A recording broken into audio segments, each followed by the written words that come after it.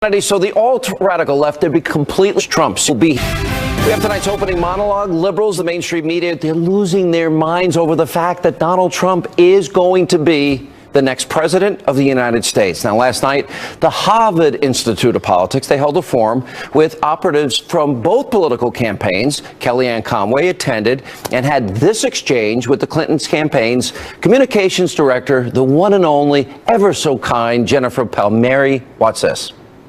I would rather lose than win the way you guys did. No, you wouldn't. Yes. No, you wouldn't. Yes. Yes. No, that's very clear today. No, you wouldn't, respectfully. Absolutely. Do you think I ran a campaign where white supremacists had a platform? You going to look me in the face and tell me that? It did. Kellyanne really? did. Oh, and that's how you lost? It did. Do you think you could have just had a decent message for the white working class voters? Do you think this woman who has nothing in common with anybody... I'm not saying that's why you won, but that's kind of campaign that was run. We flipped it over 200. How about it's Hillary Clinton? She doesn't connect with people. How about they have nothing in common with her? Wow, pretty unbelievable, pretty pathetic. Now, the Clinton campaign, they're still trying to play the race card. Now, her failed campaign, they refuse to admit that their candidate, Hillary, was just a terrible candidate with no vision. Instead, they're throwing out insults and wasting their time with this ridiculous so-called recount attempt. Now, while the sore loser liberals continue with their collective hissy fit, the abusively biased press, well, they're now sinking to even a disturbing new low. Now, yesterday, before President-elect Trump's announcement at Carrier, well, the website FTV Live obtained a video of a CNN producer joking about Donald Trump's plane crashing. Really? Take a look. Landing any minute. Good. Well, if I do this, it means he's landing. Okay. That means his plane's crashed. So after that disgusting video surfaced online, we reached out to CNN and they gave us a statement. It reads, quote, an unfortunate, inappropriate remark was made by one of our producers off camera yesterday. We have apologized to the Trump transition team and the producer has been disciplined. What, no more candy at night? What, no more hot cocoa? No more coloring books? No Play-Doh? We'll have more examples of CNN's out-of-control left-wing bias. That's coming up later in the show. Also tonight, President-elect Trump, he is keeping his word to you, the American people, and it seems that liberals can't really stand it. Remember when he made this promise? Now, do you think anybody in the Obama administration goes to see Carrier and say, stay here? I would speak with the folks at Carrier, and I would say, if you leave, there are consequences. And here are the consequences. You're going to leave Indiana. You're going to leave Indianapolis. I wish you a lot of luck in Mexico. Enjoy the heat. Enjoy the heat. And I hope you build a really beautiful factory. But here's what's going to happen. We will be charging you a 35% tax, every single unit. All right, so Donald Trump, he kept his word. Now, after news broke out earlier this week about the Trump Carrier deal, which will, of course, save over 1,100 jobs right here in America. And by the way, Carrier, they're going to spend $16 million on revamping that plant. All the co-hosts of The View, yeah, they lost it too. Very tough time for liberals. Take a look. Donald Trump claims that he scored a big victory for keeping jobs in America. He says he's struck a deal with the Carrier air conditioning firm that will keep them from moving to Mexico, saving almost 1,000 jobs. Now, there's no details of the deal that anyone has seen, but, you know, do you think Americans are going to say, oh, well, see, he's keeping his promise? Or are they going to wonder, what did you have to give up in order to keep folks here? Yeah. I hope they do that. I think people, though, do just read the headlines and they're thinking, oh my goodness, he's bringing jobs back. But at what cost to the American worker? You hear the smugness in their voices. You know, only overpaid media elites like that, completely separated from you, the American people, would complain that American jobs were actually saved, 1,100.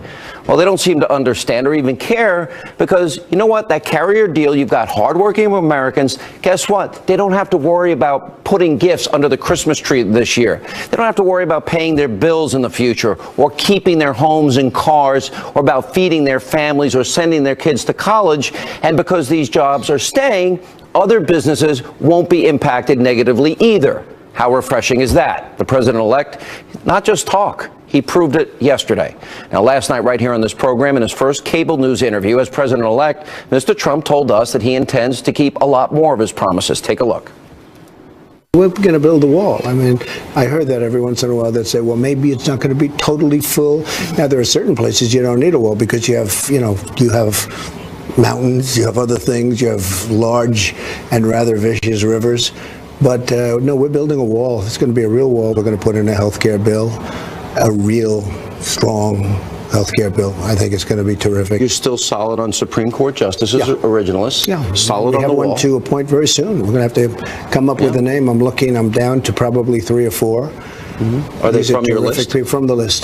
They are terrific people, highly respected, brilliant people, and we'll be announcing that pretty soon, too. Here now with reaction, Trump's senior advisor, Kellyanne Conway. What was going on? Well, I applaud you. How you could be in the room with Mook and Palmieri and who else was there? Joel Benenson, the chief strategist and pollster, who probably made 50 times more than I did on that losing campaign. Yeah. Teddy Goff, Karen Finney. Ooh, all the Clinton biggies. All right, I say this with all due. You schooled them. It was the single greatest Harvard debate beatdown in history. I mean, they still seem to not believe what happened. Probably the only way I can get into Harvard, so it's fine. Yeah, you and me both. Anyway, Sean, look, we were talking about the messaging, the mechanics, our digital operation, the way that someone like Dave Bossie and I had looked at the schedule to try to deploy our 2 greatest assets, Mike Pence and Donald Trump, to different states that were part of her so-called blue wall to try to dip into her 244 electoral vote advantage that she started with. And so it was a perfect fine conversation, and then they just unloaded, and it just struck me as a complete lack of self-awareness of what just happened 3 weeks ago. And we saw that on display this week with the Democrats. They had a chance to learn from their own election and refused to. They put Nancy Pelosi in there as their leader for another term, a San Francisco wealthy liberal who has lost 60 congressional seats on her watch, who was the Speaker of the House for 4 years and then lost that perch because they just took the country in a very liberal, pro-government direction.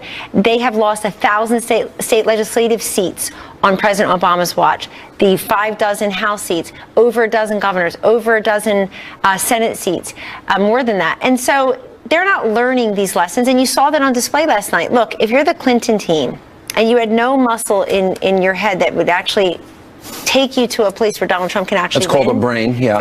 No. The brain is a muscle. These are very smart people. These are very smart people.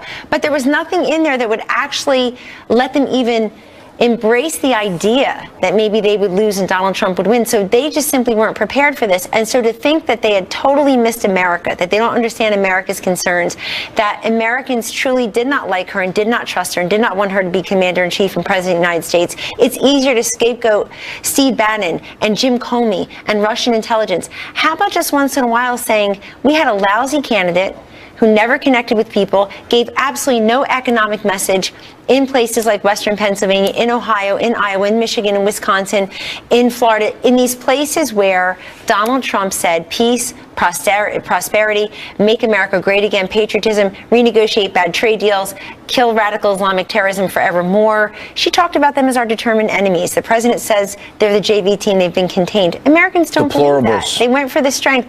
That was even somebody earlier in the day admitted that the one part of the undecided, the one time that the undecided voters really started going away from Hillary Clinton was on September 9th when she made that deplorables and irredeemable comment, because then you found out what she really thinks about you. And they said she apologized for that. No, she apologized for getting caught. She did not apologize for the content of the comment. What do you make of CNN? I understand Jeff Zucker was at this event, and apparently people shouted at him a little bit.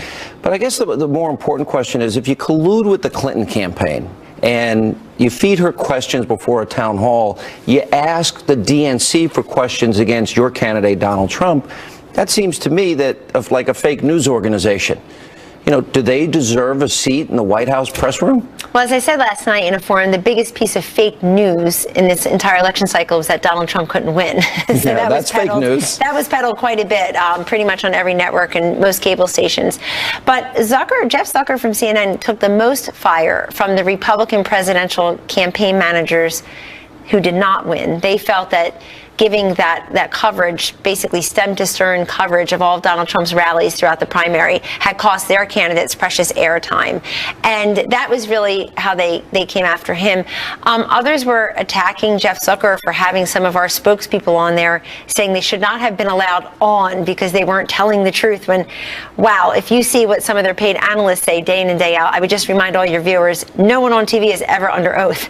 But look, all this goes to in the same direction, Sean. It's very simple. There are people who are part of the permanent campaign. They just can't get over the fact that Donald Trump won. And by the way, it wasn't a squeaker. You know what started this argument yesterday? That Team Clinton going back to the popular vote, And I said, hey, all your graphics and all your fancy packages said road to 270, not road to the popular vote. You ran the same way we ran, and we got 306 of them. Yeah. Donald Trump won 30 of 50 states, 2,600 counties. He flipped over 200 counties that Barack Obama carried in 2012.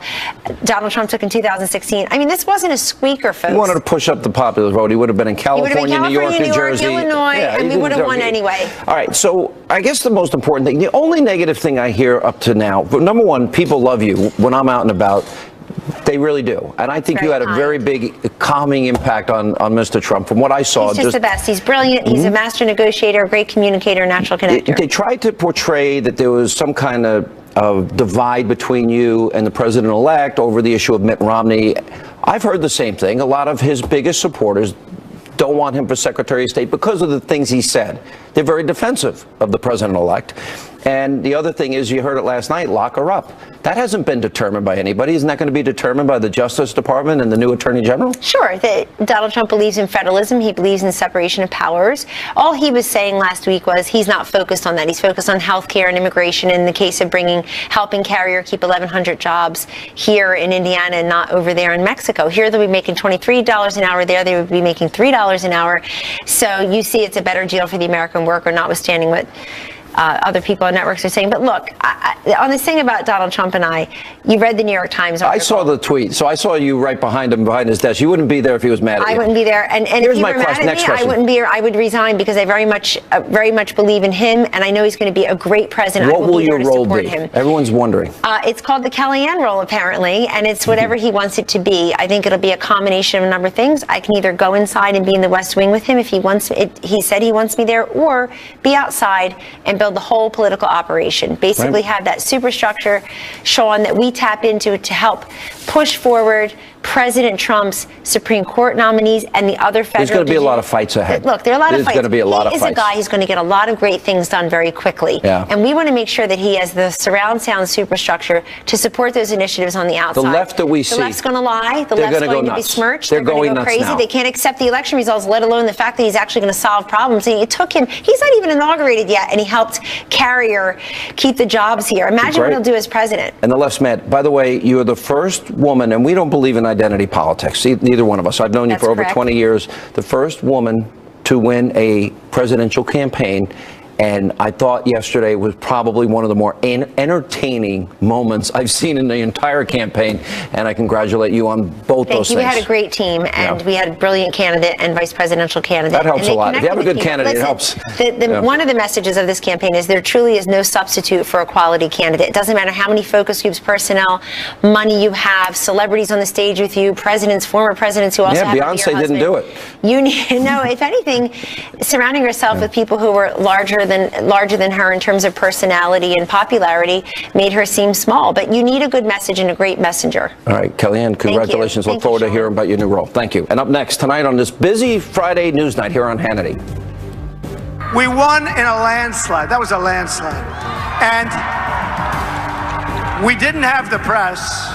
The press was brutal. President-elect Trump, he's calling out the abusively biased mainstream media at last night's rally in Cincinnati, also tonight. How many of you think the media... Wow. I mean, it's almost hard to wrap your mind around. I agree with you that there were lots of, divisive comments, especially and unfortunately about the... It's nationalistic, populist movement, and if you want to join up with him, fine. But if you don't, forget it. He's going to do it in his pugilistic, narcissistic way. He's not going to change. Look, there's somebody writing speeches trying to calm people down, talk about unity, that throwaway line about, please don't, be mean to each other. There's somebody. It's a throwaway line, but it's one that he has never given. And I'm happy to hear. I hope he read it as if it were a hostage message. Exactly. It did not come from the heart. All right, so last night in Cincinnati, I had the opportunity to ask some of Trump's supporters attending the rally what they thought of the mainstream media's treatment of President-elect Trump. Take a look. How many of you think the media in this country has been unfair to Donald Trump?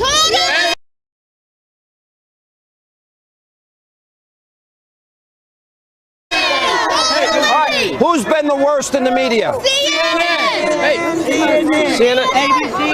ABC. Who else? CNN. With the upcoming series, Michelle Malkin Investigates on CRTV.com. Is Michelle Malkin, old friend? I missed you. We haven't had you in a while. Congratulations on the new series. I'm very happy for you.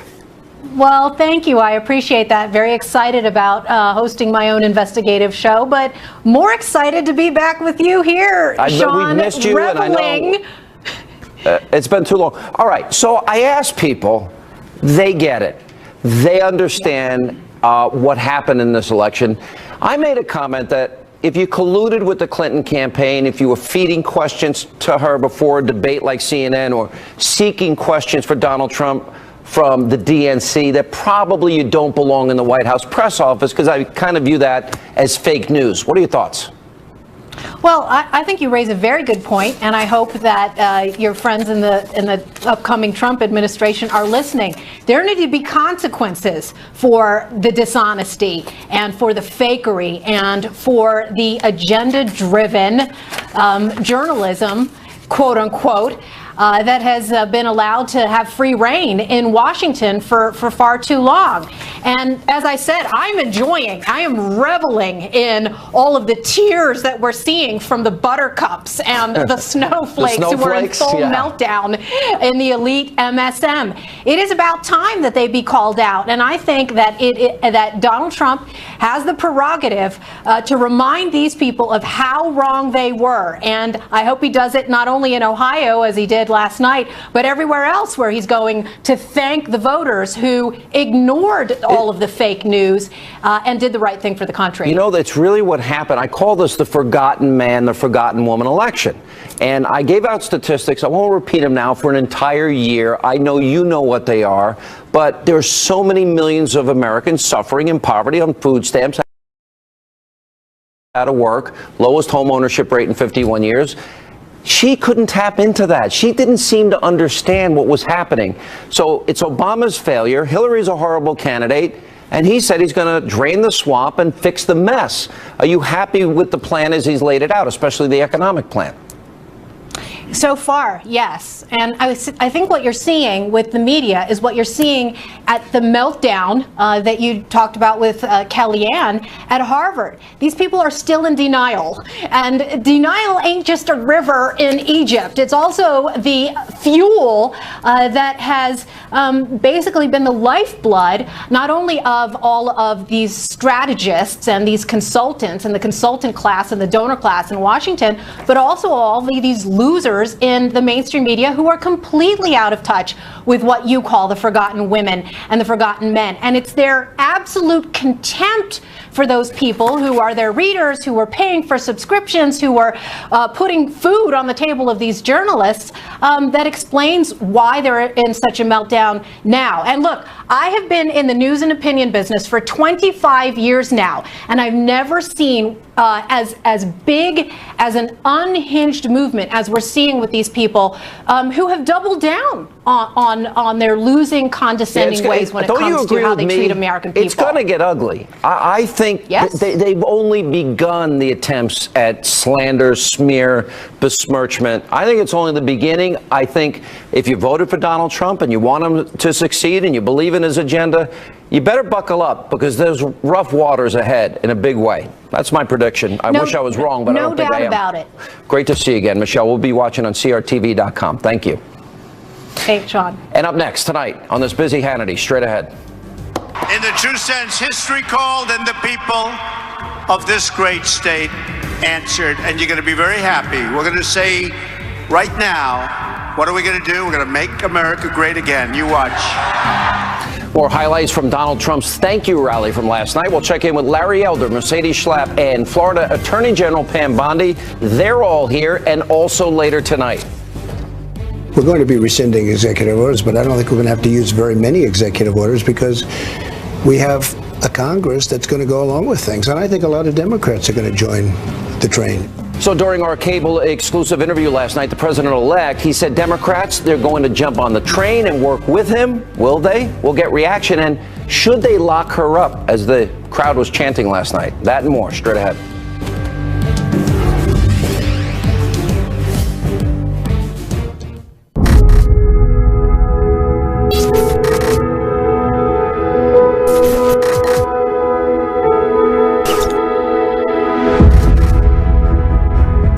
Wild swings of the Dow. Massive government ramping up the fight against ISIS. This is a monster storm. The fight over the balance of power. Horrifying attack could have been. We're just getting started as this news is.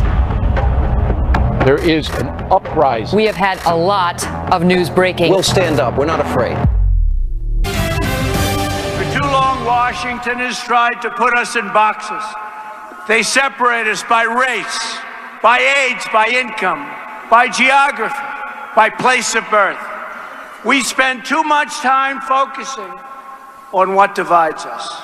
Now is the time to embrace the one thing that truly unites us. You know what that is? America, America. It's America.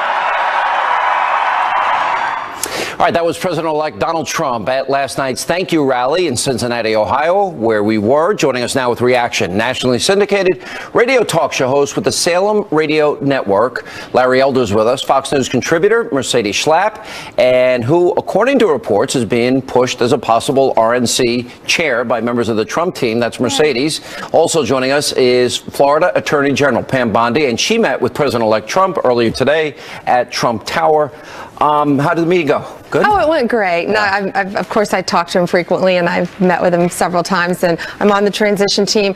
He is working so hard, Sean, and he is already being an amazing he works Saturdays, Sundays. He invites a lot of people in, meeting a lot of people, which I think is great. I love the idea when people do nice things for you. Maybe I'm old school. You say thank you. Yes. And then he went to Ohio. He said thank you, and he said, everything I said, I meant, and I'm going to follow through on. And he's doing it. Yeah. He's doing it. And he's working so hard already. And it's just amazing to really see him in there as president-elect and how much he cares and how sincere he is and the brilliant choices he's making to fill his cabinet and all the spots around him. And I'm proud to be his friend.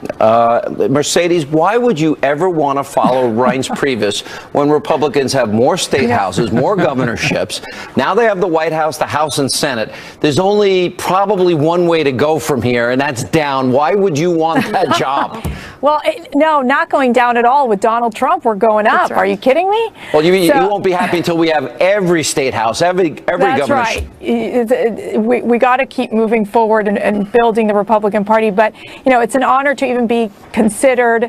Obviously, that's a decision for the president-elect, and the committee members vote on the next RNC chairman. I have to say, Reince Priebus and his team have done such an outstanding job. Talk about someone who's been fair and tough and has had one of the toughest jobs during the primary season. And the fact that he's been able to build out such a solid ground game for the party, I think, has been impressive. So there's a lot of great talent out there, so we'll see what happens. The ground game that they had built. He told me 4 years ago when Romney lost, that was their biggest weakness. They were going to fix it. Larry, as you watch, as a more libertarian conservative, what President-elect Trump is doing, are you happy so far with what he's saying and what he's planning to do? I really am. He's connecting with the American people. I said this many times on your show, Sean. It is still the economy stupid. People are economically anxious, and this deal with Carrier is huge. He saved 1,000 jobs. He's delivered already on one of his campaign promises to protect American jobs, to put America first. I couldn't be happier. He wants to cut taxes. He wants to rein in some of these asinine regulations that have killed jobs, and he wants to do something about securing the borders that has put downward pressure on people working in the inner city who have low skills, all of which will give us a thriving economy far better than what we've had for the last 8 years. I'm ecstatic. And that's the funny thing. You watching how the left is reacting to this, and even the jobs at Carrier. All he said was it's going to be a better business environment, better climate for corporations. Corp 50 spend $16 million on that plant. 1,100 more people have jobs.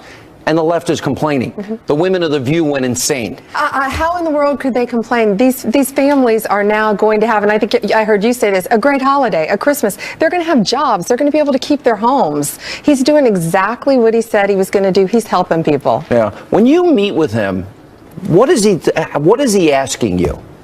What do you talk about? You know, I don't think anyone should talk out of school when you're on the transition and you're in the room with him. But he's always charismatic. He's funny. He's so down to earth. And as well as Ryance, I can't say enough good things about Ryance and Steve Bannon and the whole team. And they're working so hard. You know, Mercedes, you took a lot from the Never Trumper people. You and your husband Matt, you guys were kind of, well, isolated there in Washington a little bit for a while, right? Right. Hey, if you like this video, please help my channel grow by liking, sharing, and subscribing. It really helps to get the word out there, and it super motivates me to make more videos. Thanks a lot.